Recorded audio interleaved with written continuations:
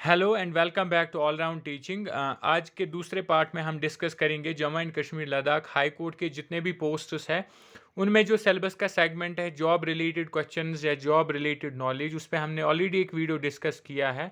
आज part two में हम और कुछ जॉब रिलेटेड इन्फॉर्मेशन को डिस्कस करेंगे और एमसीक्यूज़ को डिस्कस करेंगे। और उससे पहले मैं आपको बोल दूं कि जो Jammu and Kashmir high court and Ladakh high court के फॉर्म जो है उनमें उसमें अभी भी 2 दिन है फॉर्म फिलिंग में। तो जो साइट है कोर्ट की वो कुछ दिनों से डाउन आ रही थी, लेकिन वो यूजुअली रात को जो है डाउन अंडर मेंटेनेंस रहती है, लेकिन दिन के टाइम में आप उस फॉर्म को फिल कर सकते हो अगर आपने अभी तक नहीं किया है तो। और as early as possible form को भरिए, क्योंकि लास्ट डेट पे जो है फिर ज़्यादा साइट में प्रॉब्लम आती है, लोड होता है, तो उसकी वजह से कभी कभार चलती भी नहीं है और प्रॉपर वर्किंग जो हो है वो नहीं होती है एक वेबसाइट पे। सो बेटर कि आप आज आज ही फॉर्म को फिल कीजिए अगर अभी तक नहीं किया है तो। अब हम आज के क्लास पे चलते हैं। आज का जो हमारा कोर्ट नॉलेज है उसका पार्ट टू है, इसको हम डिस्कस करेंगे। जॉब रिलेटेड क्वेश्चन जो है 10 मार्क्स है उसके सिलेबस में, जूनियर असिस्टेंट या स्टीनोटाइपिस्ट, बाकी और जो पोस्ट्स हैं हाई कोर्ट के उनकी अगर बात करें तो। आज के क्लास में हम टर्मिनोलॉजीज करेंगे डिस्कस जो ऑफिशियल या कोर्ट वर्क में होती है, या टाइप्स ऑफ कम्युनिकेशन जो भी होता है विद इन द कोर्ट, उसमें जो टर्म्स यूज होती है उनको हम आज डिस्कस करेंगे। So let's start.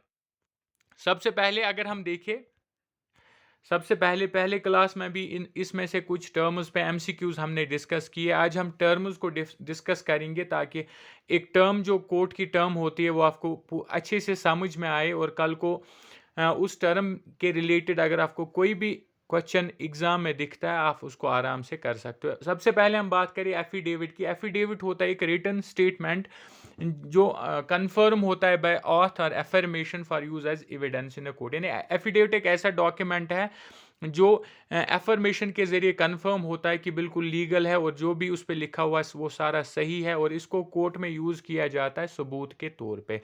Number two की बात करें प्लांटिफ। प्लांटिफ होता है एक वो पर्सन जो कोर्ट में केस लाता है किसी और के खिलाफ। यानी कोई एक बंदा कोर्ट में जाता है और वहाँ पे किसी और बंदे के खिलाफ केस करता है, तो इसको हम बोलते हैं प्लेंटिफ। जो बंदा वहाँ पे केस करने गया उसको हम प्लेंटिफ बोलते हैं। नंबर थ्री पे देखिए, नंबर थ्री पे हमारे पास है डिफेडेंट। डिफेडेंट हम उस पर्सन को या एंटाइटी को बोलते हैं जिसके खिलाफ एक लॉ सूट फाइल किया गया हो। यानी कि एक बंदे के खिलाफ अगर केस होता है, कोई केस करता है, तो उसको हम डिफेडेंट बोलते हैं। कोई एंटाइटी है, कोई ऑर्गेनाइजेशन है या कोई इंस्टीट्यूट है, उसके खिलाफ केस होता है तो उसको हम डिफेडेंट बोलते हैं। ये थी तीसरी टर्म। इसके बाद हम आगे चले और कुछ टर्म्स हम डिस्कस करेंगे जो कि काफ़ी ज़्यादा इंपॉर्टेंट है एग्जाम पॉइंट ऑफ व्यू से। पिटिशन। पिटिशन की बात करें, पिटिशन होता है एक formal request made to the court जो कोर्ट में किया जाता है। यानी कि जब एक बंदे को केस होता है उसके बाद वो कोर्ट में जाता है और वहाँ पे एक फॉर्मल रिक्वेस्ट करता है, या ऐसे बंदा कोई जाता है किसी केस के खिलाफ फॉर्मल रिक्वेस्ट कोर्ट को करता है, उसको हम पिटिशन बोलते हैं। नेक्स्ट हमारे पास next term that is summon. Summons यानी जब कोर्ट एक लेटर या एक डॉक्यूमेंट निकालता है किसी बंदे के लिए, उसको बोला जाता है कि आप कोर्ट में हाजिर हो जाना है, आपको कोर्ट में आना है किसी भी वजह से, किसी भी केस की वजह से, या एविडेंस एज एन एविडेंस आपको कोर्ट में आना है, तो उसको एक चिट्ठी भेजी जाती है, उसको हम कोर्ट की लैंग्वेज में समन्स बोलते हैं, और ये एक लीगल डॉक्यूमेंट होता है। नेक्स्ट की बात करें, नेक्स्ट टर्म है हमारे पास सबपोनिया। सबपोनिया जो होता है ये कोर्ट ऑर्डर है जिसमें requiring a person to testify और प्रोड्यूस एविडेंस। यानी एक फिर से एक चिट्ठी या एक कोर्ट ऑर्डर निकलता है जिसके ज़रिए इंसान को एक टेस्टिफाई करना होता है या एक एविडेंस प्रोड्यूस करना होता है। एक बंदे को कोर्ट ऑर्डर करता है कि आपको सबूत लाना पड़ेगा कोर्ट में, अगर आप अपनी बात कोर्ट में रख रहे हो, इसको साबित करने के लिए आपको सबूत लाना पड़ेगा, और इस चीज़ को हम कोर्ट की टर्मिनोलॉजी में सबपोनिया बोलते हैं। नेक्स्ट टर्म पे चले। नेक्स्ट टर्म है हमारे पास ज्यूरिसडिक्शन। ज्यूरिसडिक्शन जो होता है ये कोर्ट की अथॉरिटी है to hear and decide a case. यानी कि एक पर्टिकुलर कोर्ट जो होता है वो किस एरिया तक, कहाँ तक जो है उसकी ज्यूरिसडिक्शन आती है, जहाँ तक वो, जिस एरिया तक वो किसी भी केस को सुन सकता है और उस पर डिसीजन दे सकता है, उसको हम ज्यूरिसडिक्शन बोलते हैं। नेक्स्ट टर्म है हमारे पास contempt of court. Contempt of court का मतलब होता है कोर्ट को डिसओबे करना या डिसरेस्पेक्ट करना, कोर्ट को या कोर्ट के किसी ऑर्डर को ना मानना या उसको किसी भी तरीके से डिसरेस्पेक्ट करना, इसको बोलते हैं contempt of court.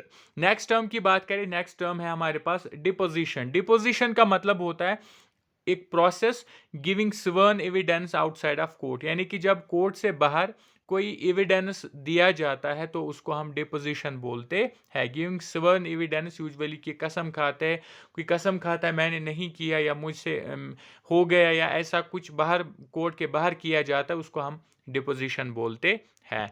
Moving to the next term, next term जो हमारे पास है वो है लिटिगेशन। लिटिगेशन का मतलब होता है टेकिंग लीगल एक्शन, किसी भी चीज, किसी इंस्टीट्यूशन, किसी इंसान के खिलाफ एक लीगल एक्शन लेना, उसको हम लिटिगेशन बोलते हैं। या किसी पॉलिसी के खिलाफ भी कोई लीगल एक्शन लेना, उस पॉलिसी के खिलाफ कोर्ट में जो है एक्शन लेना, लीगल एक्शन लेना, उसको हम लिटिगेशन बोलते हैं। नेक्स्ट बात करें, नेक्स्ट टर्म है हमारे पास मोशन। और मोशन का मतलब होता है एक फॉर्मल रिक्वेस्ट जो कोर्ट को की जाती है टू मेक ए रूलिंग और टेक एक्शन, कि इस मामले में, यानी कोई मसला है उसमें कोर्ट को एक फॉर्मल रिक्वेस्ट भेजा जाता है कि आप इस काम को लेके कोई एक्शन लीजिए या इस काम को लेके कोई रूल बोलिए या बनाइए, उसको हम मोशन बोलते हैं इन कोर्ट लैंग्वेज।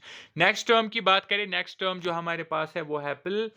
पिल जो होता है ये एक डिफेंडेंट्स फॉर्मल रेस्पॉन्स होता है टू ए क्रिमिनल चार्ज। जब एक बंदे ने किसी दूसरे बंदे के खिलाफ कोई क्रिमिनल केस किया या एक बंदे के खिलाफ कोर्ट में क्रिमिनल केस चल रहा है, फिर जो ये बंदा है ये एक रेस्पॉन्स देता है, इसको केस को लेके कोर्ट में जाता है और रेस्पॉन्स देता है कि कुछ बोलता है या कुछ प्रोड्यूस करता है एविडेंस, इसको हम पिल बोलते हैं। नेक्स्ट टर्म की बात करें वो है हमारे पास वर्डिक्ट। और वर्डिक्ट का मतलब होता है जब द डिसीजन रीचड बाय जरी और जज इन ए ट्रायल, जब कोई केस चल रहा होता है, जब एक हियरिंग चल रही होती है, फिर एक जज या 2-3 पैनल ऑफ जजेस हो, तो फिर वो फाइनली पूरी हियरिंग सुनने के बाद जब वो एक डिसीजन पे पहुंच जाते हैं, उसको हम वर्डिक्ट बोलते हैं। नेक्स्ट टर्म की बात करें, नेक्स्ट टर्म है हमारे पास आर्बिट्रेशन। आर्बिट्रेशन का मतलब होता है एक वो मेथड जिसके जरिए डिस्प्यूट रिजॉल्व किया जाता है लेकिन आउटसाइड कोर्ट, यानी कि दो इंसानों के बीच में कोई मसला था, कोर्ट में मसला चला गया था, लेकिन ये फिर कोर्ट से बाहर ही मिले और इन्होंने आपस में मिलके ये डिस्प्यूट जो है इसको सुलझा दिया और ख़त्म किया, इसको हम आर्बिट्रेशन बोलते हैं in court language. Moving to the next term, next term जो हमारे पास है वो है एडजर्नमेंट। एडजर्नमेंट का मतलब होता है जब एक हियरिंग कोर्ट में चल रही होती है उसको सस्पेंड करना या पोस्टपोन करना, उसको हम एडजर्नमेंट बोलते हैं। नेक्स्ट टर्म है हमारे पास डिक्री। डिक्री का मतलब होता है एक फॉर्मल ऑर्डर या जजमेंट बाय द कोर्ट। जब कोर्ट कोई फॉर्मल ऑर्डर निकालता है या कोई जजमेंट देता है तो उसको हम डिक्री बोलते हैं in court terminology. Next term है हमारे पास बेल। और बेल का मतलब होता है किसी एक्यूज्ड पर्सन को टेम्पोरेली रिलीज करना, यानी कि एक बंदा है जिसके खिलाफ कोई केस है और वो अवेटिंग ट्रायल्स, यानी कि अभी उसकी हियरिंग बाकी होनी है, फाइनलाइज, अभी उसके का जो केस है वो फाइनलाइज नहीं हुआ है, उसकी हियरिंग अभी कंक्लूड नहीं हुई है और इसके दौरान ही उसको टेम्परेली रिलीज किया जाता है, कुछ दिनों के लिए, कुछ टाइम के लिए उसको छोड़ दिया जाता है, इसको हम बेल बोलते हैं। Now moving to the next term, next terms जो है हमारे पास कुछ और टर्म्स है इंपॉर्टेंट टर्म्स। रिट। रिट क्या होता है? रिट एक फॉर्मल रिटन ऑर्डर होता है जो कोर्ट निकालता है। कोर्ट एक फॉर्मल ऑर्डर निकालता है लेकिन रिटन निकालता है, उसको हम रिट बोलते हैं। नेक्स्ट टर्म है हमारे पास टेस्टोमनी। टेस्टोमनी का मतलब होता है एक फॉर्मल रिटन या स्पोकन स्टेटमेंट जो given as evidence in a court. जब एक कोर्ट में रिटन या स्पोकन स्टेटमेंट दिया जाता है एज एन एविडेंस, सबूत के तौर पे, उसको हम टेस्टोमनी बोलते है। Moving to the next terms, next terms जो हमारे पास है वो नेक्स्ट है हमारे पास जजमेंट। जजमेंट होता है फाइनल डिसीजन, जब कोर्ट एक केस पे फाइनली अपने फाइनल हियरिंग पे पहुंच जाती है और फाइनली उसको केस को लेके कोर्ट एक डिसीजन सुनाती है, उसको हम जजमेंट बोलते हैं। नेक्स्ट टर्म है हमारे पास अपील। और अपील का मतलब होता है request for higher court to review the decision. जब लोअर कोर्ट, एक कोर्ट जब कोई फाइनल डिसीजन सुनाता है एक केस पे, फिर जो एक्यूज्ड होता है या जिसके खिलाफ केस होता है वो फिर हायर कोर्ट में, यानी कि वो हाई कोर्ट में, अगर हाई कोर्ट में केस हो तो सुप्रीम कोर्ट में वो रिक्वेस्ट करता है कि इस डिसीजन को फिर से रिव्यू किया जाए, देखा जाए, तो इस चीज़ को हम अपील बोलते हैं। नेक्स्ट टर्म की बात करें, नेक्स्ट टर्म है हमारे पास बेंच, और बेंच होता है जज और जज सिटिंग इन अ कोर्ट। जो कोर्ट में एक जज होता है, एक जज होता है या पैनल ऑफ जज, दो तीन जज होते हैं, इनको हम बोलते हैं बेंच, चाहे बेंच में एक जज हो या एक से ज्यादा हो। Moving to the next term, next terms है हमारे पास प्रोसिक्यूशन। प्रोसिक्यूशन का मतलब होता है एक legal party responsible for representing the case against an accused in a criminal trial. Prosecution हम बोलते हैं एक लीगल पार्टी को जो रेस्पॉन्सिबल होती है केस को कोर्ट में प्रेजेंट करने के लिए अगेंस्ट द एक्यूजर, यानी जिसके खिलाफ केस है, जिस पार्टी ने केस किया है एक बंदे के खिलाफ, वो पार्टी रेस्पॉन्सिबल होती है कि वो इस केस को प्रेजेंट करे कोर्ट में, इस क्रिमिनल ट्रायल में। जब भी इसकी ट्रायल हो, हियरिंग हो, तो जिसने केस किया हो उसका भी वहां पे होना जरूरी है। इसको प्रोसिक्यूशन बोलते हैं। नेक्स्ट टर्म की बात करें, नेक्स्ट टर्म है हमारे पास डिफेंस। डिफेंस का मतलब होता है legal representation for the accused in a criminal trial. जब एक क्रिमिनल ट्रायल पे हियरिंग होती है, फिर डिफेंडेंट जो होता है वो लीगल रिप्रेजेंटेशन देता है अपनी तरफ से, उसका लॉयर होता है, वो खुद होता है, और वो अपने केस को अपनी तरफ से रिप्रेजेंट करता है। इसको हम डिफेंड बोलते हैं या डिफेंस बोलते हैं। नेक्स्ट टर्म है हमारे पास क्रॉस एग्जामिनेशन। क्रॉस एग्जामिनेशन का मतलब होता है the questioning of a witness by the opposing party in a court. जो भी विटनेसेस होते हैं, गवाह होते हैं कोर्ट में, उनको एग्जामिन करना, उनसे सवाल करना, उसको हम क्रॉस एग्जामिनेशन बोलते हैं। Moving to the next term, next term जो हमारे पास है वो है एग्जिबिट। एग्जिबिट का मतलब होता है एक वो डॉक्यूमेंट या ऑब्जेक्ट जिसको कोर्ट में एज एन एविडेंस पेश किया जाता है। सबूत के तौर पे जो भी डॉक्यूमेंट हो या कोई चीज़ हो जिसको कोर्ट में सबूत के तौर पे लाया जाता है, उसको हम एग्जिबिट बोलते हैं कोर्ट की टर्मिनोलॉजी में। नेक्स्ट टर्म है हमारे पास डैकेट, और डैकेट का मतलब होता है schedule of cases to be heard in court.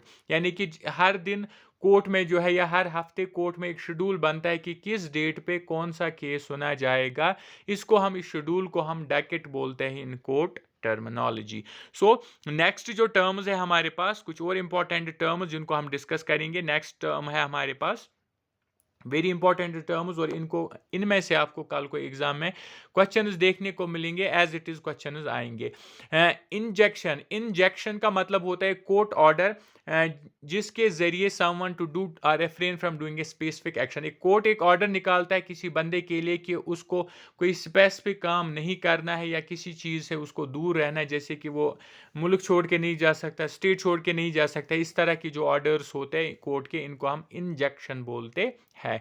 Next term है हमारे पास कस्टडी, और कस्टडी का मतलब होता है एक लीगल राइट या duty to care for someone और समथिंग सच ए चाइल्ड और एविडेंस। यानी कि जो बच्चा होता है या केस में जो सबूत होता है उसका ख्याल रखना, उसको हम कस्टडी बोलते हैं। एक लीगल राइट होता है या ड्यूटी होती है उस चीज़ का ख्याल रखना जिसको ये दिया जाता है, इसको हम कस्टडी बोलते हैं।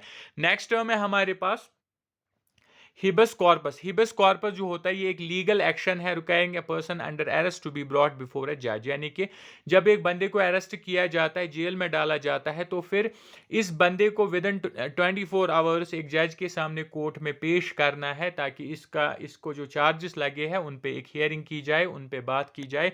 इसको हम हिबस कॉर्पस बोलते है। Moving to the next term, next term जो हमारे पास है, again some important terms. Settlement, settlement का मतलब होता है एक एग्रीमेंट। जब दो पार्टीज जिनके बीच में केस चल रहा होता है, वो दो पार्टीज फाइनली आपस में एक एग्रीमेंट करते हैं और केस को सॉल्व करते हैं आउटसाइड द कोर्ट, इसको हम सेटलमेंट बोलते हैं। नेक्स्ट टर्म है हमारे पास कॉन्टीजेंसी फी। कॉन्टीजेंसी फी होता है एक पार्टी जब एक लॉयर को हायर करती है, तो उसको बोला जाता है कि जब आप केस जीतोगे हमारे लिए, आप हमें केस जीत के दो, तो हम आपको इतनी फ़ी पे करेंगे, इतने पैसे देंगे। इसको हम कॉन्टीजेंसी फ़ी बोलते हैं। नेक्स्ट टर्म की बात करें वो है डिस्कवरी, और डिस्कवरी का मतलब होता है process of exchanging information and evidence between parties before trial. दो पार्टी जिनके बीच में केस हो, केस सुनवाई से पहले अगर ये आपस में कोई इंफॉर्मेशन या कोई सबूत एक्सचेंज करे, तो इसको डिस्कवरी बोला जाता है। Moving to the next term, next term जो हमारे पास है, two more important terms. Default judgment, default judgment का मतलब होता है एक judgment rendered because of party's failure to act. एक पार्टी जब बताए हुए रास्ते पे नहीं चलती है, जिस तरह से उनको बोला जाता है वो काम नहीं करते, उसमें फेल हो जाते हैं। जैसे कि पार्टी को बोला गया कि हियरिंग डेट पे कोर्ट में आना, तो वो नहीं आए। इसमें एक जजमेंट सुनाया जाता है कोर्ट की तरफ से, जिसको डिफॉल्ट जजमेंट बोलते हैं। लास्ट टर्म जो है हमारे पास वो है एमकस एमिकस क्योरी। एमिकस क्योरी जो है ये होता है friend of the court who offers information. कोई केस चल रहा है कोर्ट में और इस केस को लेके कोई ठोस सबूत या इंफॉर्मेशन कोर्ट को नहीं मिल रही है, और कोई बंदा आके कोर्ट को इस केस को लेके एक सबूत देता है, एक सॉलिड एविडेंस देता है, या कोई इंपॉर्टेंट इंफॉर्मेशन देता है कोर्ट को, तो इस बंदे को हम बोलते हैं फ्रेंड ऑफ द कोर्ट। और कोर्ट की लैंग्वेज में इसको, कोर्ट की टर्मिनोलॉजी में इसको बोला जाता है एमिकस क्यूरी। ये थे कुछ इंपॉर्टेंट टर्म्स। इनफैक्ट सारी इंपॉर्टेंट टर्म्स जो भी कोर्ट टर्मिनोलॉजी में यूज़ होती है, कोर्ट लैंग्वेज में यूज़ होती है, कोर्ट्स में यूज़ होती है, और इनमें से आपको एज इट इज़ कल को एग्जाम में क्वेश्चंस देखने को मिलेंगे। जूनियर असिस्टेंट या बाकी स्टीनोटाइपिस्ट पोस्ट्स की बात करें तो इस क्लास में हम इतना ही रखेंगे। This was all for today. और इसके अलावा अगर आपने ऑल राउंड टीचिंग को सब्सक्राइब नहीं किया है, do subscribe all round teaching, क्योंकि यहाँ पे हम हर एक रिक्रूटमेंट की अपडेट आप तक सबसे पहले पहुंचाते हैं, और उसके अलावा हर एक कॉम्पिटिटिव एग्जाम की तैयारी भी कराते हैं। Do subscribe all round teaching, like and share also. Thank you.